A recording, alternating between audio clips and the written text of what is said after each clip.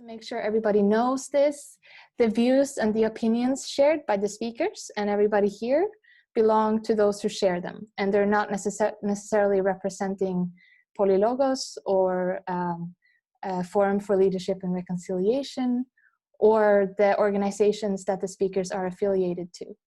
So just so everybody knows this.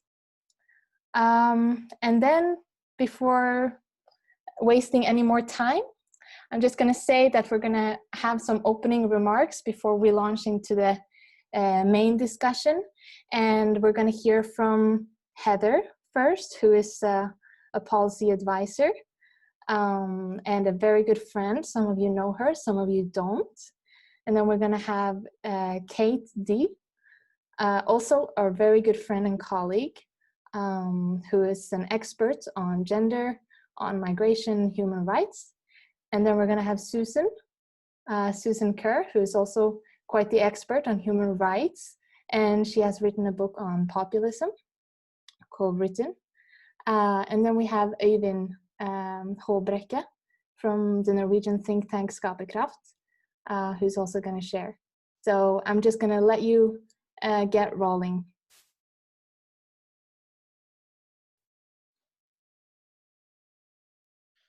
Great. Thank you, and yeah, good evening or good morning or whatever time zone it is. I know I'm always a bit confused by the time zones here.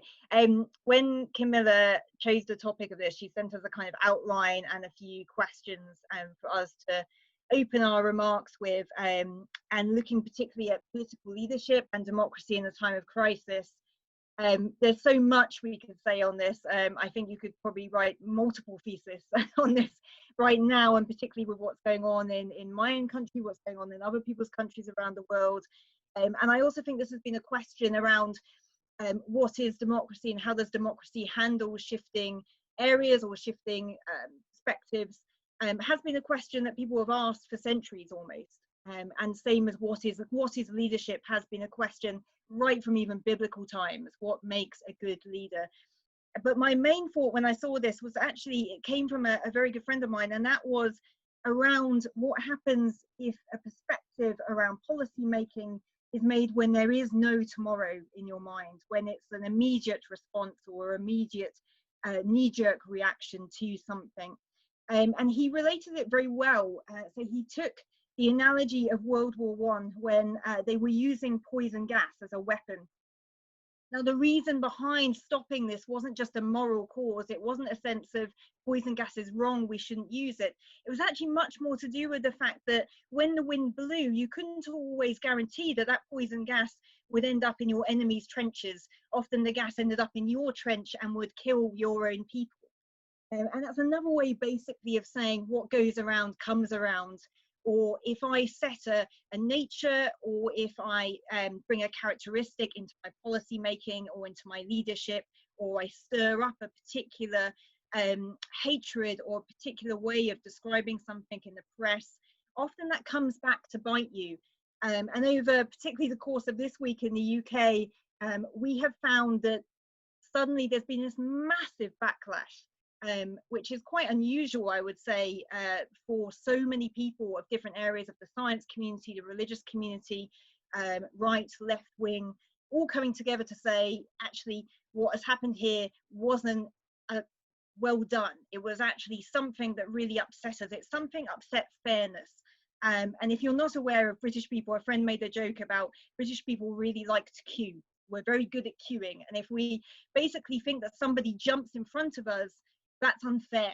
And there was very much that sense this week in Britain of a particular advisor in 10 Downing Street jumping a queue or acting in an unfair way that actually broke down trust and actually created quite a sense of hatred. There was also a backlash at the way that this was expressed, where people were getting very angry, where there was media stalking this person outside of their house. And this was kind of ironic because this had been something that had sort of been okay in many ways for a number of years, going right back to sort of Brexit referendum of how people should respond, or, you know, is rioting ever okay? Is an expression of such hatred okay towards somebody? And I found that really interesting. And certainly when I read this topic, and when Camilla asked me, what are your first thoughts? I kind of felt like, actually, what goes around comes around. Do we make policy on a hoof? Do we think about what comes next? And does that have consequences for us in the long term? When it comes right back down to leadership and trust, and I know others are going to speak on this, but being a policy maker, it's really difficult to make good policy if there is no trust in you making it. You know, because essentially we govern by consensus. That's the whole purpose of democracy at times. Our policing is by consensus. When that breaks down, what do we become? Who do we become? And that's the real question I want to get at here, as well as just general accountability. What makes a good leader? Should they always say sorry? Do they need to say sorry if you're a leader? You know, how do we feel about accountable action, about being criticized at our heart? You know, is it actually a problem when somebody says, I don't really like the way that you did this? Or actually, Mr. Advisor, when you broke the rules, just say sorry. You know, is that really at the heart of what we want? And is that really at the heart of what a leader should be? So that's kind of my opening remarks. I know that others are going to delve much more into this. But for me, it was a really interesting question, and something that I think has, at the moment, particularly from the UK, we've really seen a considerable breakdown in trust in leadership, in politicians, in journalism, right across the board. Thanks, Camilla. Thank you, Heather. And indeed, this is a very interesting time to have this conversation. It's been quite a week in many places, including UK. Kate, do you want to say a few words?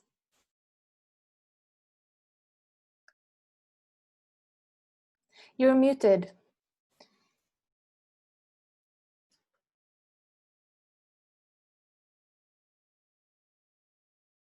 Can you unmute yourself? No? Can anybody help unmute Kate? Okay. Okay. The host has unmuted me. Now we hear you. Thank you. That was a bit difficult. I could have done sign, but that would take longer than 5 minutes. So hello, everyone. My name is Kate, and I'm going to bring a few points to the discussion from, let's say, the migrant perspective, if that's all right. And I apologize in advance if you see a 3-year-old come bounding towards me. It is his bedtime. We told him not to come here, but he may. So just, I will start. So for me, from this perspective, it's basically, I started from the thought that with increased access to international travel and free movement within the Schengen borders, more and more of us find ourselves in places where we were not necessarily born or hold citizenship. So one of the most beautiful things I've experienced in the past decade now is meeting new neighbors, colleagues, and friends from across the EU and across the world. Now, when COVID-19 struck, it was clear that the pandemic was more serious than initially thought. And for many places, there was an immediate recall of all citizens to their homelands. So many returned, especially the tourists, students, professionals on temporary secondments, but many remained in their adoptive homes. So this was for a variety of reasons. Despite not being citizens, perhaps they had put down roots, they got married, they had children, they had permanent jobs, or they just didn't want to leave. They don't want to risk losing their jobs due to the need to support family members back home. Very practically as well, let's not forget that there are financial limitations to being able to fly out of a country. And at this point in mid-March, there were also travel restrictions and border closures. So for refugees and asylum seekers in particular, the situation was infinitely more complicated. So different countries implemented different policies, and different styles of political leadership emerged very clearly at that point. Invariably, however, third country nationals, so citizens who are not nationals of the country or of another EU country who are resident in an EU country, were more affected. So I have 3 brief points that I wanted to contribute to this discussion regarding the issues of trust and leadership and democracy in times of crisis, and they're all linked to one another. So I hope it makes sense in the end. So the first one is who. So while there's general acceptance that citizens should be part of an active and vocal democracy, migrants, especially third country nationals, often find themselves on the sidelines. I'm not even talking here about voting rights or access to elected office, not that, but rather even the simple act of voicing needs, wants, or complaints. For many migrants, complaining, I put this in quotation marks, is not an option.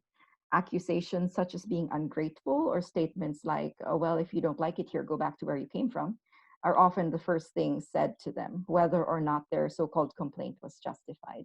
Now, this even applies to EU citizens who happen to be resident in another country. You can't tell, but I'm currently in Sweden. And to give an example, there was an article yesterday by, Therese Sefton from Prio in Oslo that stated, when faced with questions and criticism about the strategy, Swedish supporters of their model have written off the critics as expats, in quotation marks, who just don't understand statistics and communicable diseases. So it's not only third country national migrants, but basically pretty much anybody who is other. The second point that I wanted to bring into the conversation is how. So there's been a painful awareness these last few months on how inward looking we can be during times of crisis. So there are so many examples that can be raised here, but I would like to mention a fundamental one, which is language. So many EU countries, particularly but not limited to Eastern Europe, have only been releasing COVID-19 lockdown and travel-related advisories in the national language. That means that while there isn't a great number of EU or other citizens in the region, those who are there who do not speak the language fluently enough to read ministerial or military degrees are at a significant disadvantage. So consequences include for some workers not understanding that there was a military lockdown in Romania, requiring a self-declaration to go out, being fined the equivalent of 1 month's salary for simply not being aware of a regulation that was published in Romanian on the national website. Language is also critically important when understanding the limits we draw around policies.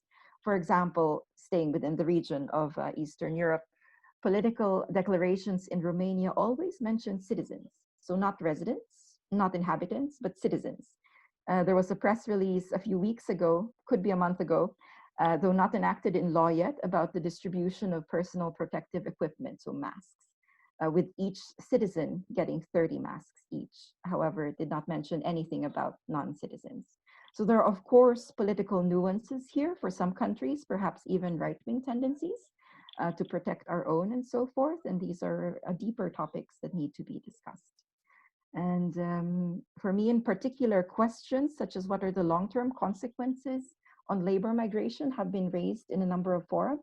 But what about questions of the other kind? Like, what are the long-term consequences on feeling of belonging by non-citizens or by children of dual nationality parents? They are the next generation of citizens who see their mother or their father discriminated against for no other reason than a different passport.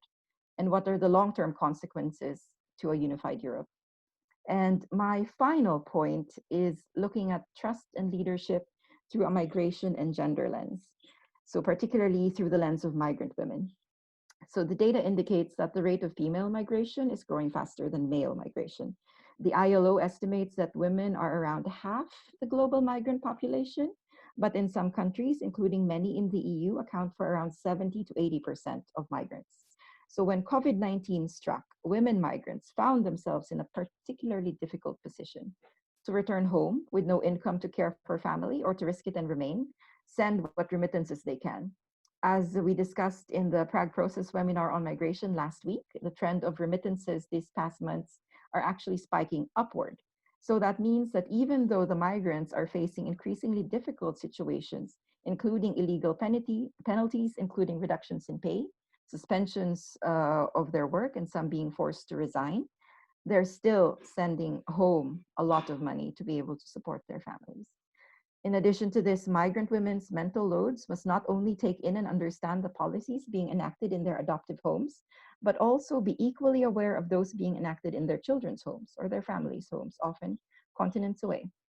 As my fellow co-panelists will discuss later, we're also facing a rise in strongman rule as the opportunity provided by the COVID-19 pandemic has proven too tempting an opportunity for autocrats to enrich their power base, especially when they're governing within the context of dysfunctional democracies. For those of you listening, those countries that immediately came to mind, I am referring to them. I'm in particularly close contact with Filipino migrants in France and Romania because of my research and advocacy work. So as my final point, I'll take their case in point. Consider that these Filipino women are braving unprecedented levels of stress and anxiety due to multiplying care responsibilities here and there, the different and constantly evolving lockdown rules and regulations, keeping track of flight prices for those who would like to return, keeping track of bills both here and there for the sole breadwinners, trying to pay for rent. It's really quite terrible, and it's a difficult situation with no definite end, which makes it worse. So I end my contribution on a hopeful note, because certain government policy shows us glimmers of hope. In Portugal, for example, temporary residency rights were granted to all immigrants and asylum seekers as of March 2020. In Japan, they release all COVID-related information in 18 languages, and they have just sent out 100,000 yen to every resident in Japan. It doesn't matter if you're a citizen or not, they all received it. There are some really nice photos of this. And the best news I think that I saw today is that in New Zealand, the compassionate leadership embodied by their prime minister and the swift and transparent actions have resulted in COVID-19 all but being eliminated. So there's bad and there's good, and I really look forward to the discussion today. Thank you so much, Kate, and for ending on such a bright note. It's good to hear some positive news in the middle of all this. Susan, do you want to, I think the transition is quite smooth from here. I think it is. Good evening, everybody. I'd like to start with democracy. I'll touch on each of the elements raised in the title for the webinar. So democracy is always a work in progress, and it evolves with crises and tensions, whether perceived or real, natural or man-made. Now, some crises can actually strengthen democracy by highlighting problems or creating conditions for governments to implement reform with greater public support. But others, as has been mentioned, can erode democracy, especially if democracy is shallow to begin with, and research indicates that conditions are arguably riper now than they were even a decade ago for further erosion. And this isn't because these democracies are being overthrown, but because increasingly certain regimes are retaining formal institutional trappings, whilst at the same time weakening them and flouting democratic norms and values.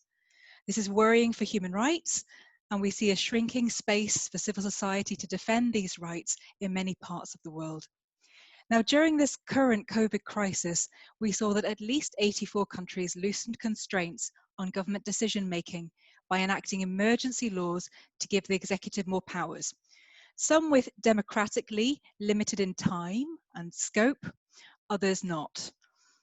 In democracies with better democratic safeguards, there is perhaps less room for abuse of the powers or the limited restrictions to fundamental freedoms to, for example, speak freely or assemble.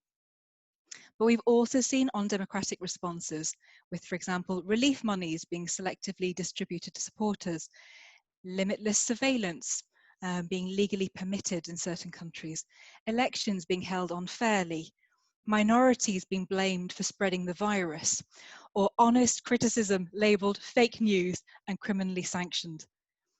In times of crisis, as citizens, we tend to worry about our security or future well-being. And if governments do their job, we can expect some protection and governments to provide innovative answers to unprecedented problems. We also watch government actions with more scrutiny. Crisis leadership research indicates that to gain and maintain trust, leaders and their teams need to be able to make sense of a crisis that can be confusing, contested and often fast-moving, devise and organise responses amongst public, private, national and sometimes international actors, including making tough calls under time pressure and amidst uncertainty. And in the context of the current crisis, of course, this includes the excruciating decision of potentially trading people's lives for economic well-being, perhaps with lockdowns that could potentially cost more lives than COVID in the global south in particular. In making these decisions, many have acted with incomplete information.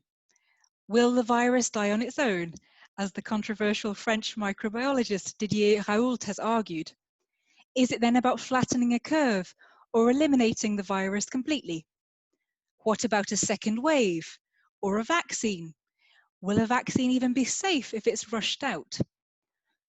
Managing the narrative and communicating effectively are key in restoring any trust eroded by the crisis in public institutions and office holders. And leaders are expected to show that they are caring statespeople who are calm under pressure, informed, composed, and committed to solving the crisis. And they need to embody a collective determination to be able to empower others with that. They need to persuasively and clearly communicate what's happening, why, and what needs to be done by whom to manage emotions, expectations, and behaviours such as obedience to lockdowns or social distancing. And here, practicing what you preach is also key.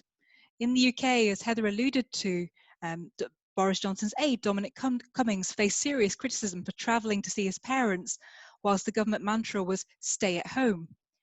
Why should others then not do the same? And governments are not the only ones providing a narrative or meaning to this situation.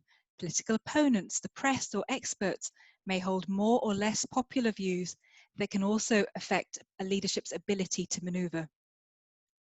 Managing trust, of course, doesn't end with the crisis, as leaderships work to consolidate recovery, restore normalcy, ensure accountability, and run inquiries that can help draw evidence-based lessons for the future and highlight further needed reforms. Now, this could be tough for a number of governments.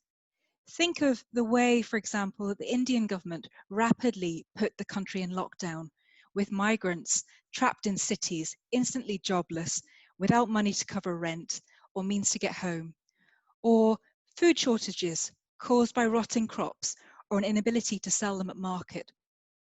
I will end with these thoughts. What will come of the rise in national protectionism or the economic downturn? What effects will these factors have on democracy? Will it lead political leaderships to retain emergency powers? I guess time will tell. Thank you, Susan. And indeed, it is true that there are so many questions and more questions than answers at this point, but it's so good to have this conversation with all of you. Øyvind, do you want to take it from here? Thank you, Camilla. And I think I will just mention a few keywords for reflections here before we start the further conversation. And I think I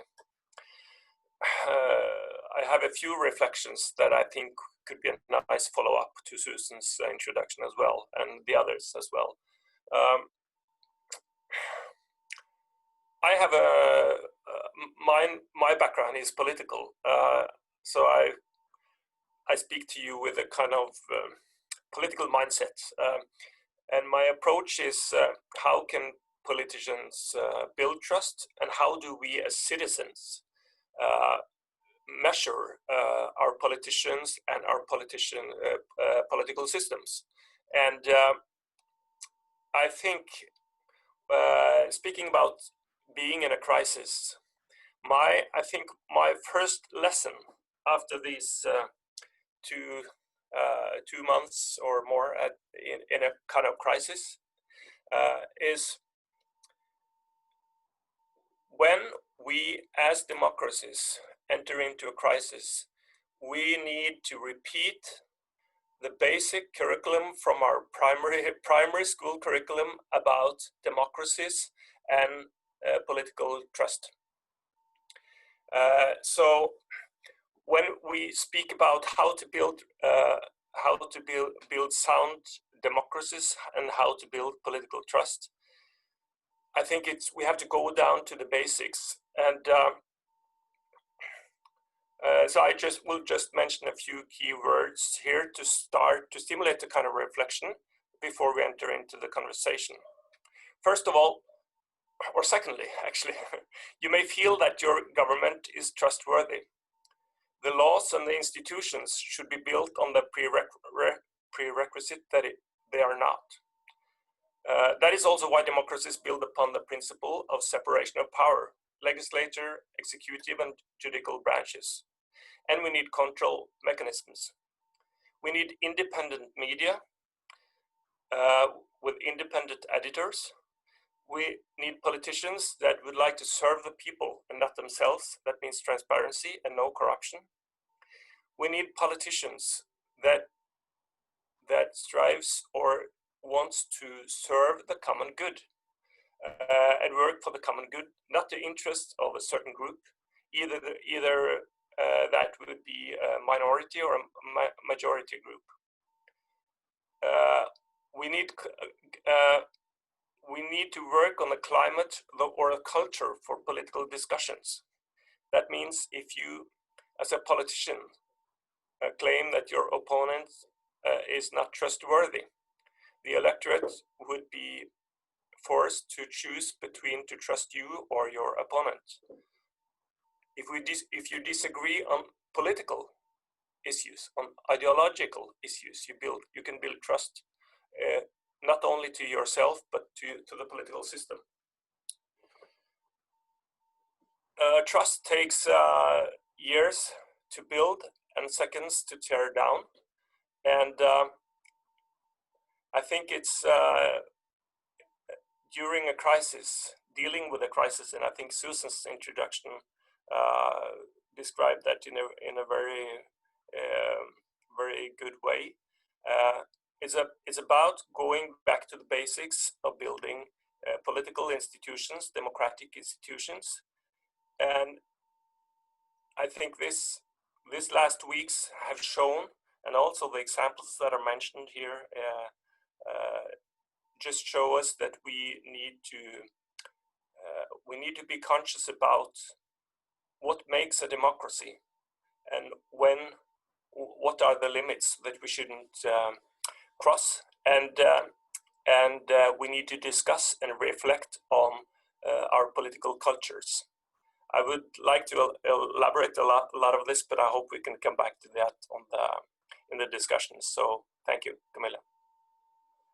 Absolutely, and thank you, Øyvind. Yes, we're barely touching upon some extremely interesting topics and a lot of interesting topics that are relevant here. And I think we would need probably a whole week to at least to go into depth in all of them. But since we have limited time, we're just gonna do our best with the time that we have, and also give all of you time to ask some questions, all of you who are participating here. And I would like to remind you that you can write your questions in the chat anytime, and we'll pick them up later on. Before we move on, I would first like to do something that I forgot initially, and that is to introduce Rachel and Bojan, who forgot to introduce themselves in the beginning, and they are the co-hosts of this meeting. So hello, Rachel and Bojan. Hello. Hi.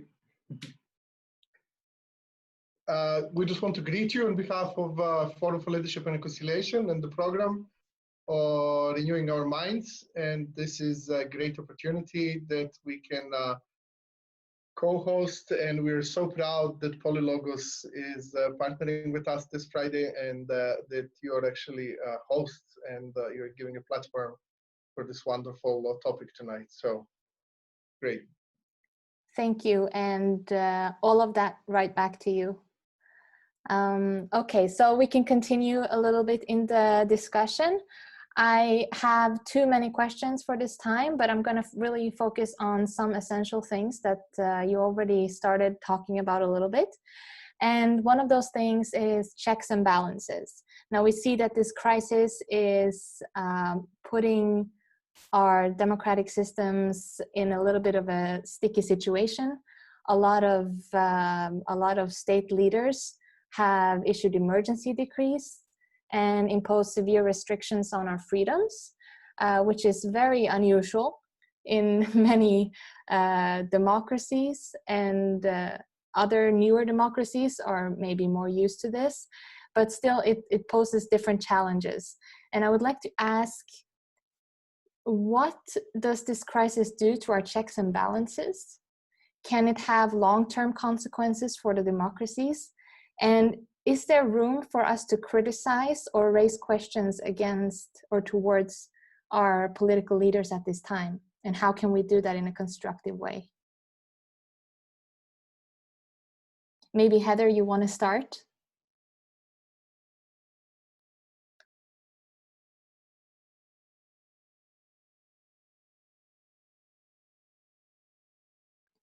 I think you're muted, Heather.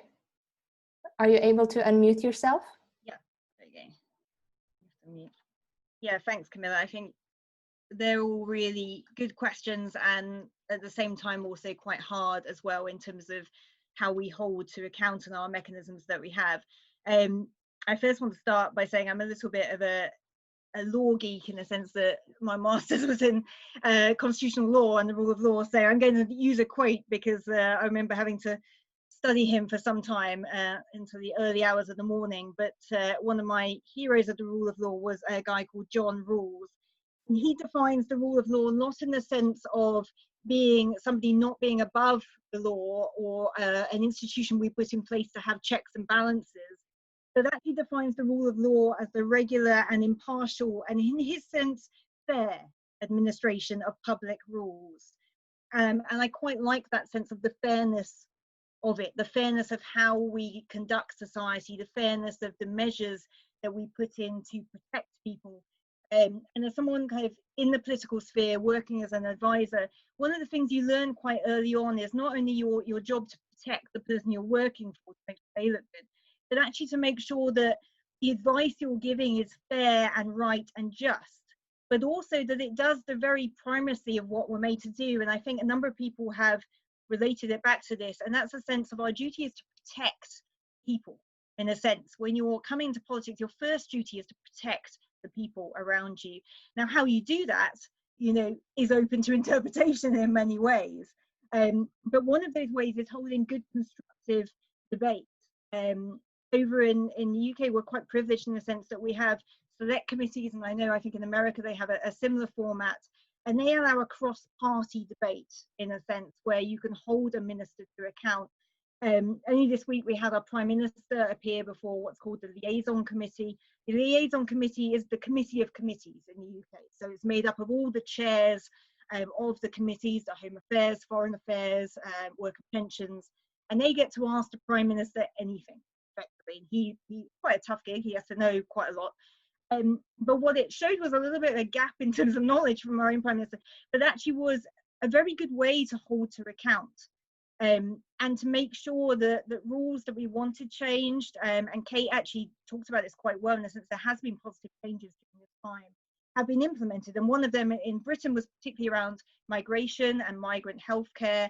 Visa extensions was another one, and no recourse to public funds. That's the ability of a migrant to access or not access, in this case, the welfare state. So in Britain, if you want what's called indefinite leave to remain, you're not allowed to access benefits. You have that very clearly on your visa. But so there was a bit of an argument around this and saying, actually, during this time, what does this mean? Isn't it unfair? People are being made destitute. And we had quite an absurd situation where our Prime Minister didn't know that this no recourse to public funds existed. So, but then led to a conversation around, will this be changed? And a number of areas, well, yes, this will be changed. This is an absurd policy. I'm going to change it. But then there's a bit about how do we hold to account in that sense? How do you do that without falling to a trap of becoming very personal? You know, I had a moment actually listening to this liaison committee where I couldn't believe what I was hearing, and you know, inside of me I wanted to say all kinds of rude things, which would not have been very helpful to tweet. But in a sense, what you can say is, okay, it's great. Actually, our Prime Minister here is saying this policy needs to change. We should change this. Excellent. Behind that.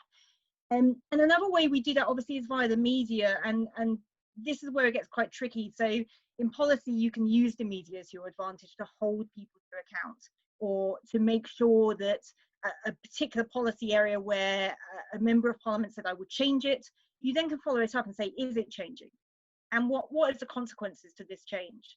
You know, policy made on the hoof or on the back of an envelope, we call this, or a napkin, is not always the best way to make a policy because it has long-term consequences. So how do we hold an official to account? How do we make sure that what was supposed to happen is happening, that it's not putting people at risk in the long term?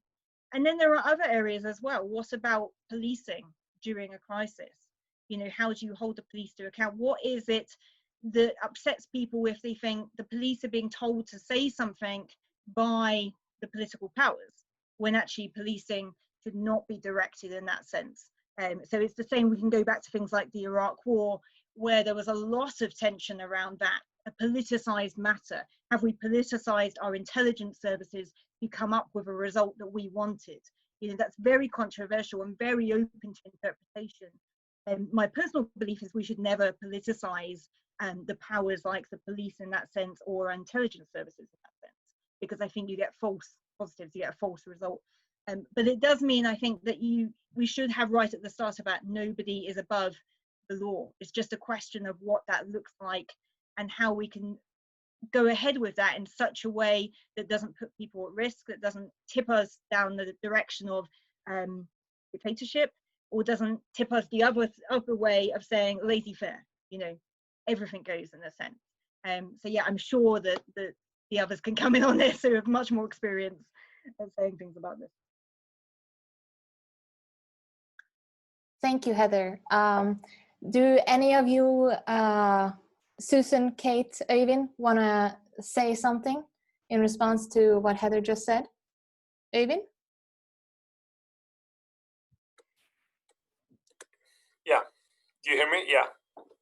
I just want to mention, following up on Heather's reflections, that I think it's important to be aware of that human rights have regulations also that can apply to a crisis like the one we are in the midst of right now, because what we have seen now the last 3 months is we have seen our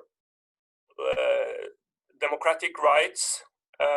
In a way, you could say that our democratic rights are violated in a way, because we have lost our rights to assembly, to gather, to move around as we want to, and a lot of our basic freedoms are put on hold. And I think, like, holding when you speak about accountability and discussing this in a political way and protecting our rights in such an extreme situation, I think it's important to be aware of that human rights also gives guidance to how such regulations are to be introduced. And there are other experts that could elaborate on this more than me, but it means, for example, it means that if a government will introduce restrictions on, like, freedom of assembly and other, like, cross these lines, they need to consider the alternatives first. What kind of alternatives do we have to these regulations where we could achieve the same level of protection? They have to be limited in time. They have to be proportional, and we have such guidance to protect. It's not like we have to put democracy aside or human rights aside for a few weeks. We have to be aware of those guidances and guidelines when we go into this. And I think from a Norwegian perspective, in the Norwegian society, it has been a kind of, we are among the political, or we are among the nations with the highest level of trust between electorate and politicians in Europe. And I think it's been frustrating that we have kind of stopped discussing the discussions on these restrictions because everyone is afraid of the virus, and we want to be protected. And the government has done a great job with the restrictions, and now they're starting with the opening up. But then again, I think it's a kind of warning to us that they could just do that without all these discussions, without the critical questions. Because in their press conferences, they will never refer to these guidelines that I just referred to. And why do we do this? What kind of alternatives have we considered in the process? And how is this proportional, and what could have been a better alternative?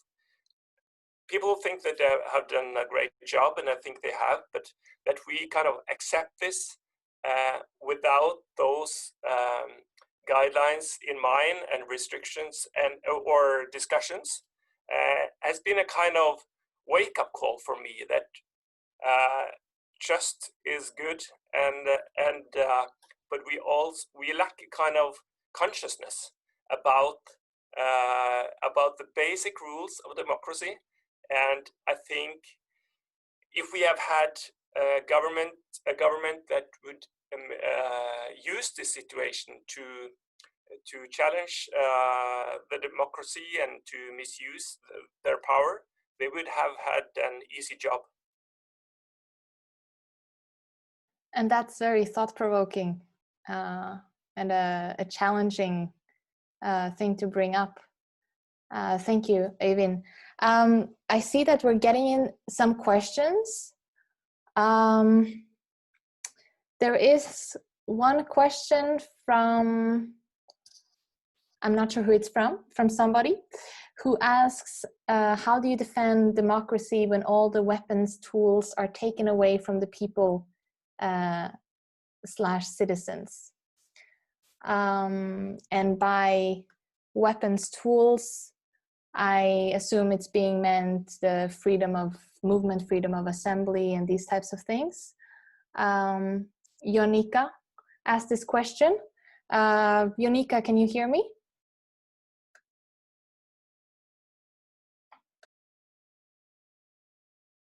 No? Okay. He's not here. Okay, he's watching it on Facebook. Does anybody, any of you speakers want to address this question? So the question was, how do you defend democracy when our weapons or tools are taken away from the people?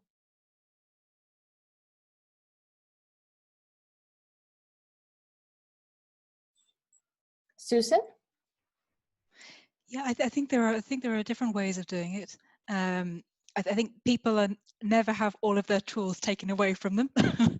As a start, we will have a possibility for critical thinking and engaging with others.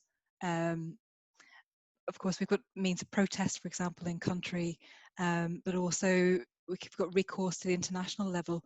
I think my experience working in human rights, where I met people who had very few tools compared to the tools that I would enjoy in my home country, but still there are means of, documenting what's going on inside your country and getting that information out. For example, of contacting UN offices or other governments who might be sympathetic and might put international pressure on your government to change things. So I think people are never completely powerless, I would say, and I think there are avenues available. Of course, you have to know about them, and yeah, but I think you're never completely powerless. Thank you, Susan. I see that Mr. Jack has a couple of points to make here. He says that there are two important points. Human rights are about protecting myself. In a pandemic, it is safety of our behavior and its impact on others that is important. And the second point,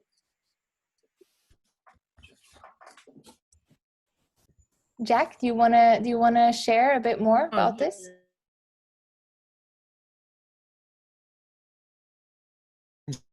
The mic is yours, Mr. Jack.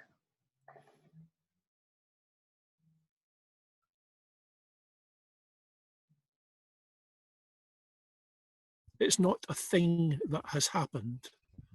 It's a new understanding of how the world is going to be. And we've been warned about it now for probably 10, 15 years, consistently warned about it. But in the meantime, globalization and various other ways of behaving have, sorry, my wife needs the newspaper, so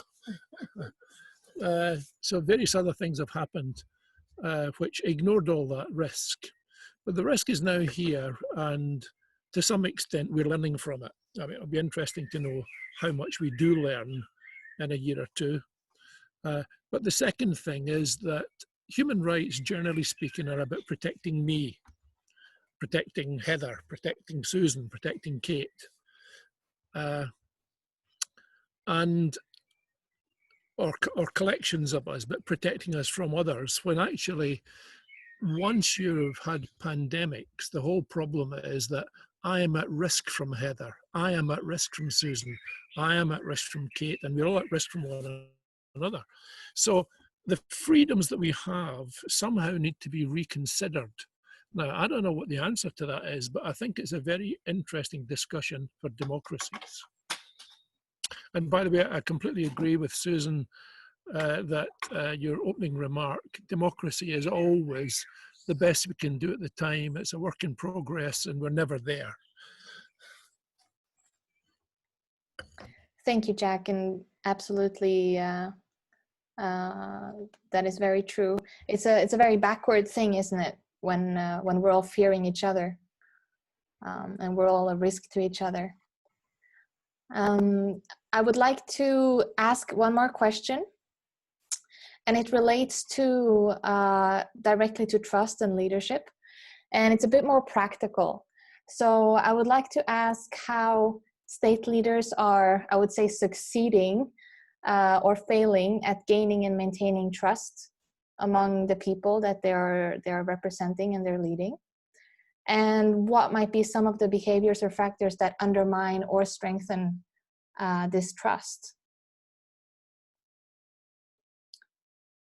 Kate, do you want to share a little bit? I see you've unmuted me. So yes.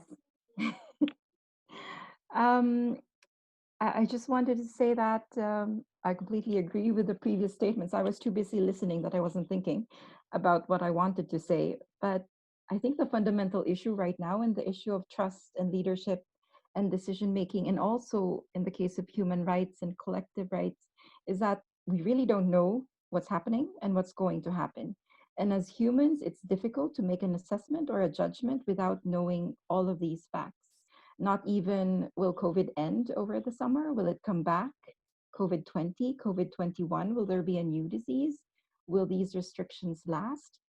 So theoretically, if we had all the information as a public health standard, let's say, and we knew exactly what would happen, when would it happen, and how much would it cost our economy as it was happening, then the government would be able to make concrete decisions and the citizens could assess, yes, this was a good decision considering it would last this long, or no, you overreacted and actually we should be going back to work now.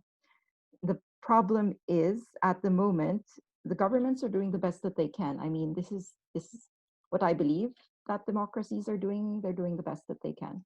So the decisions that are being taken, whether it's restriction for travel or for gathering or closing down schools until the end, until September, which is our case, it's really quite difficult. But these, in my perspective, and perhaps a few others as well, these are minor compared to the other infractions that can happen to our democratic rights, which include, for instance, drone surveillance of citizen movements, which is a frightening step, a step beyond making people stay in their homes or stopping people from going to work.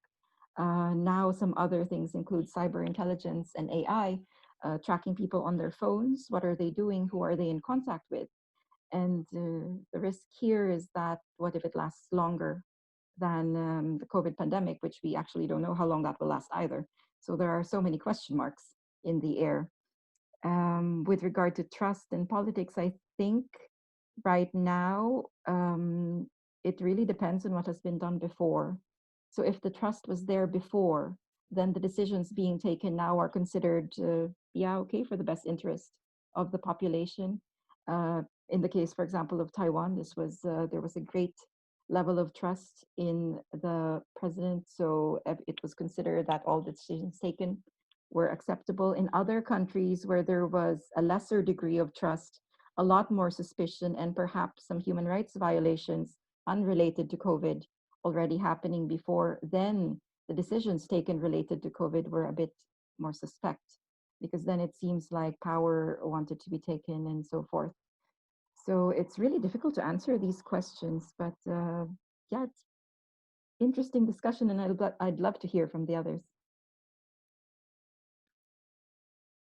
Yeah, we'll have to have more meetings to cover all the new questions that come up while we try to answer the questions that we have. Who else wants to share? Øyvind, you want to follow up on that? Yeah, thank you. I saw Susan's hand as well, so but I can go first. Thank you, Susan. Yeah, it's a crucial question, Camilla, and actually I think to consider the impact on our democracies and our status or position as free societies, I think we should meet in 12 or maybe 24 months to answer your question. But in the meantime, we should discuss, we should reflect, we should ask critical questions, because that's the best medicine to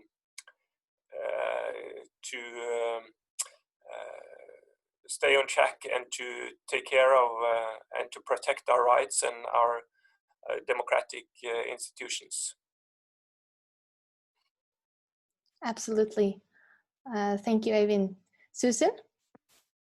Yeah, I'll be very brief. As Kate said, the trust had to be there before. There's an element of that. A crisis isn't just an isolated event on its own. Now, Jack mentioned fear, and of course, fear is a very powerful motivator, and it can be especially motivating when you're in society where you don't trust your government and you don't trust those around you. And I've heard that in certain countries, that has actually been a factor for people staying at home and self-limiting.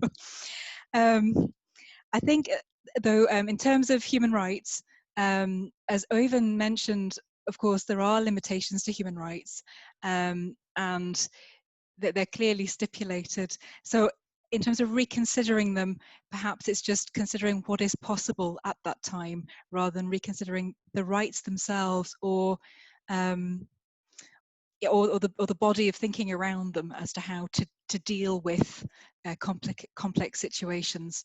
On trust in leadership, of course, some leaders have been seen to do better than others.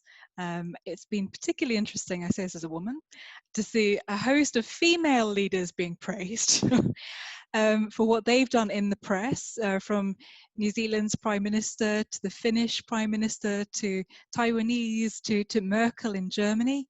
And they've all been praised for doing different things. So I found that very interesting, but I'm aware time is short, so I will stop there. Yeah, and that would be an excellent topic for another webinar as well. Heather, I think also you have some comments on this question. Heather? You need to be unmuted, okay. Yeah, no, I think exactly what Susan and people have been saying in terms of if the trust is already there, it makes things a lot easier.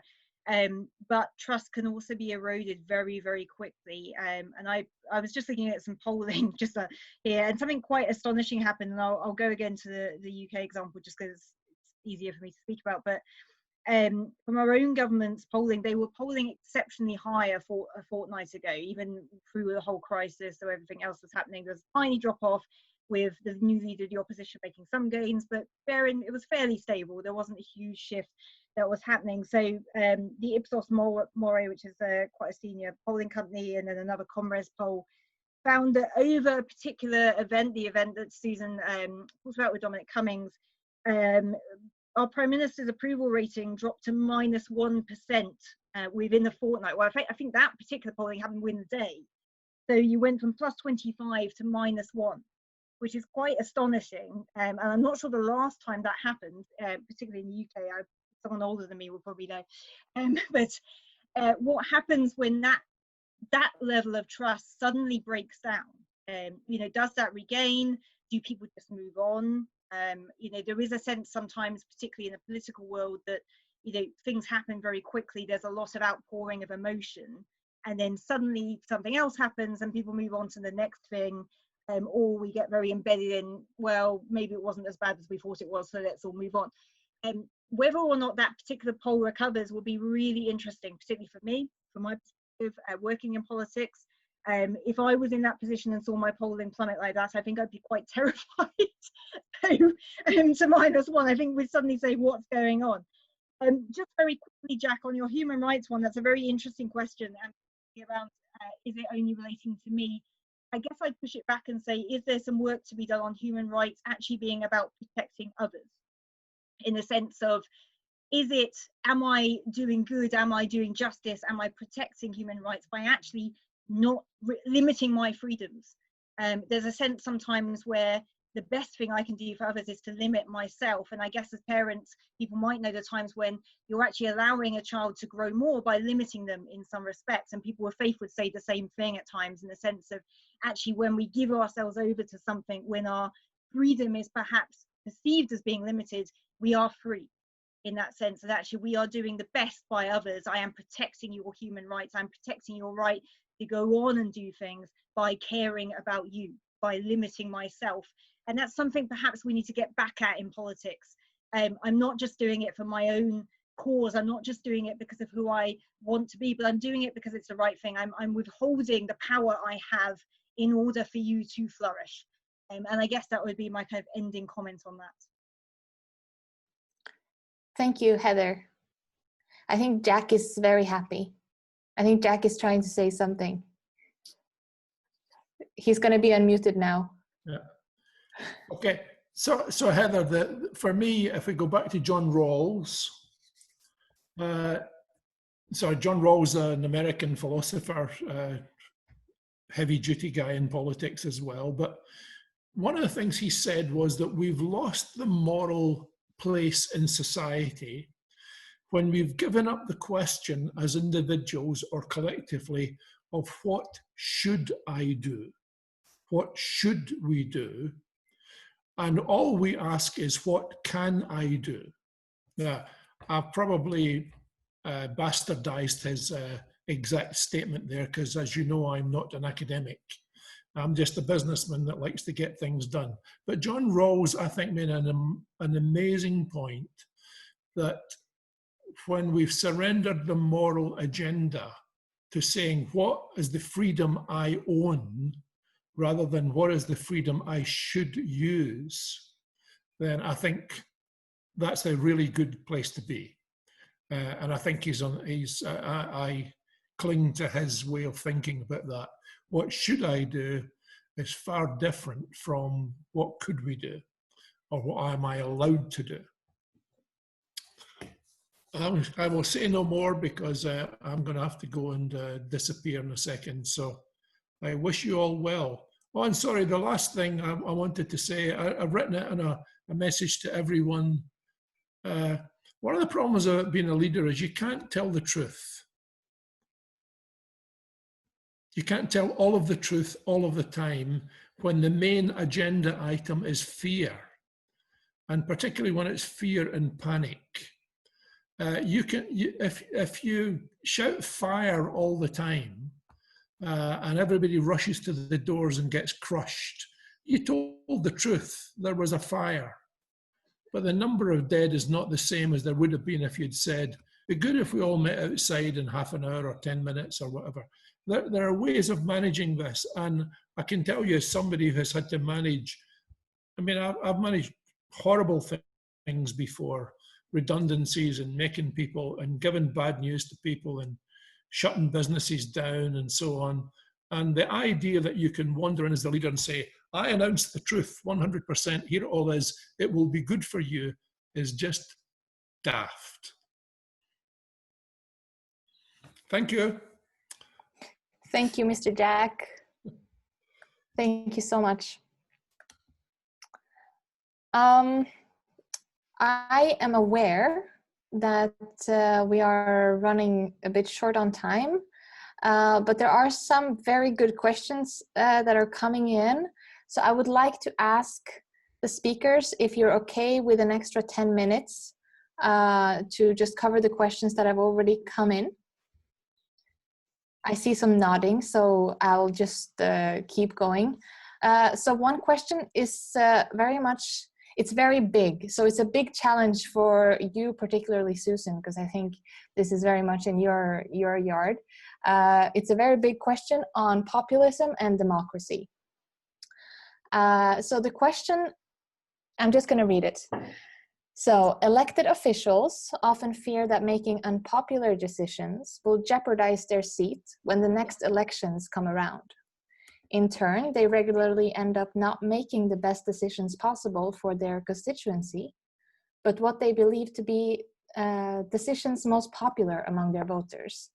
So as a result, elected officials are quite susceptible to pleasing populist movements that manage to dominate the public discourse by pushing their often simplistic ideas of often complex problems, such as the corona crisis, economic crisis, or other societal crises, especially when they are connected to marginalized groups.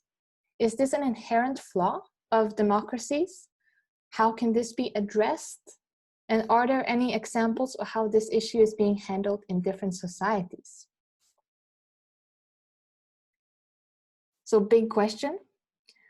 And very little time. So challenge for you, Susan. And if any of you other speakers want to have a go, you're very welcome to. So I'm not sure if I'll be able to respond to all of it because I might not remember all of the different parts of that question. There were several parts to that. Okay, but the crux of it is, of course, about populism and democracy, and populism is on the rise in Europe and has been over the past decades, and in other parts of the world as well. We see increases in populism, and governments can also be populistic as kind of opponents. Populism is not necessarily a bad thing. If you think of for example, the civil rights movement in the US, you could argue there were populist elements to that. But when it's a national populism that is anti-democratic and exclusionary, then yes, then it is a problem. I can think of several examples that have come out of the COVID crisis. I think of India, for example, and the way that COVID has been blamed on Muslims as an example of populist rhetoric that fuels communal violence, and unfortunately, we see ordinary citizens also buying into this fear, as Jack mentioned before, a lot around fear. There is, of course, as I mentioned in the opening statement, democracy evolves and changes over time, and there are constant tensions within democracy, and you've definitely hit on a major one, that there will be anti-democratic actors. How should they be allowed to speak freely? Should they be allowed to peddle hate speech, etc.? I mean, this is a big topic, and we could certainly go into that a lot more. It is often simpler to come up with simple political solutions to complex problems, but I would say a real statesperson can communicate complex information in a simple way. So it doesn't necessarily have to be a populistic response. And I know that doesn't answer even half of what you were asking, but I'll leave it there. And I think Øyvind probably also will have something to add. Sorry, putting you on the spot there, Øyvind.